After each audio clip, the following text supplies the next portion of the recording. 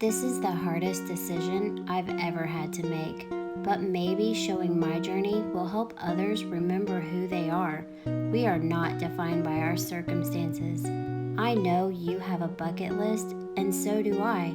So scared or not, let's take back control of our own destiny because we are worth it. Hey guys, this has been a busy week and I learned a lot that I want to share with you. First of all, we started back to school and everything that entails with running to and from and homework and walking around and getting lunches and all that stuff.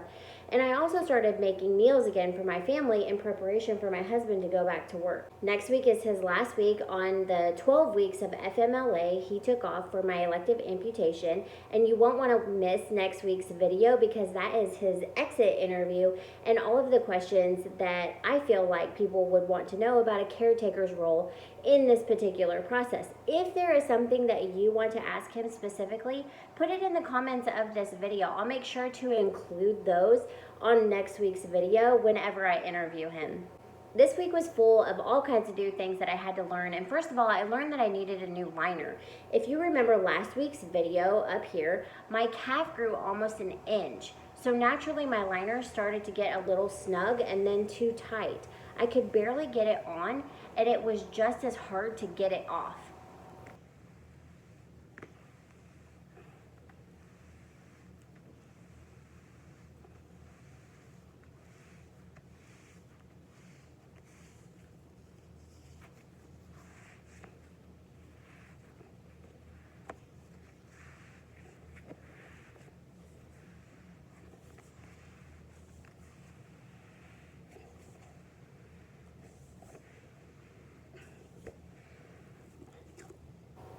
My prosthetist sent me a new one in the mail and it fits perfectly. It easily rolls on and easily comes right back off.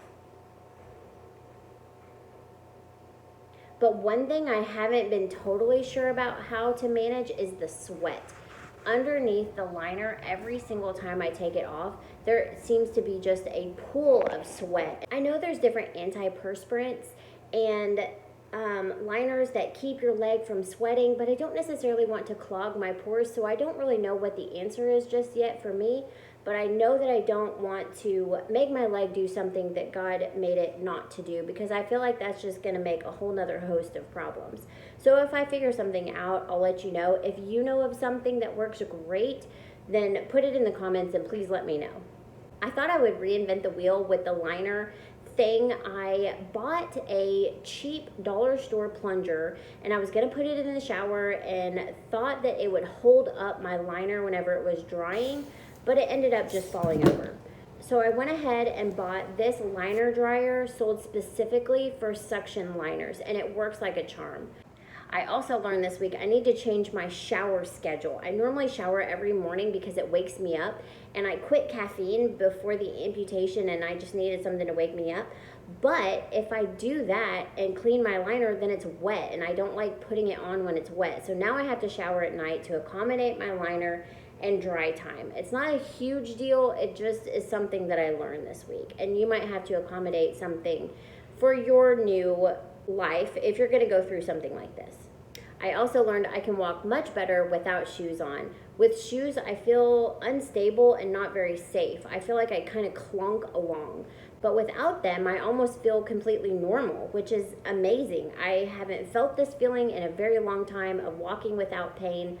I am still getting used to the balance of it and not being able to really understand or know where my foot is in space, which is a really weird feeling. So you don't know when it's about to hit the ground or how high you lift it off the ground. But that's just something you have to get used to, and I feel like I'm gradually getting there. I'm now able to wear my prosthesis for several hours at a time and only take it off for breaks. In the beginning, I was wearing it for only about 20 minutes at a time and then took about an hour break. Now it's the opposite. I'll wear it for an hour, take a few minutes break, or I'll wear it for several hours and then take like an hour or two break. I'm still kind of getting used to it. Last week when I had my adjustment done, because he expanded the sides to fit my new calf muscle, it caused the sides not to hold my full weight anymore, where my residual limb now sinks further down into the prosthesis and I'm more end bearing, which is the entire goal of an Erdl amputation. We have that bone bridge in between the two bones meant specifically for weight bearing. But in order to do this, the scar tissue and the healing bone need time to desensitize, because whenever it hits at the end, it is still very sore until you desensitize it. So this was pretty sore the first couple of days walking. Every time I stood up and took the first few steps, I would kind of wince in pain. But then as time went on, it got easier, and now I hardly have pain at all, which is really, really nice. I feel like I could take off running, but I know that I'm not safe or able to do that yet. However, because my limb is now sitting further down in my prosthesis, my gait is off, meaning my prosthesis side is a little bit lower and shorter than my meat side. So I kind of walk like this again, with my hips doing a little divot. I have an appointment in 2 days to adjust anything that needs to be adjusted, and I haven't totally decided if I want to go. I kind of want to wait to see if my limb loses even more volume, sinking me further down into the socket.